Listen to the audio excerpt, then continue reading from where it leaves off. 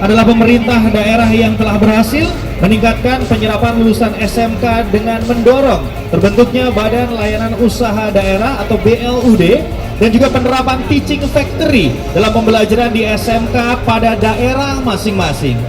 Bapak Ibu tamu undangan yang berbahagia, Pemda transformatif di tingkat provinsi, penghargaan diberikan kepada yang pertama Provinsi Aceh. Kami silakan perwakilan dari Provinsi Aceh. Selanjutnya Provinsi Kalimantan Utara.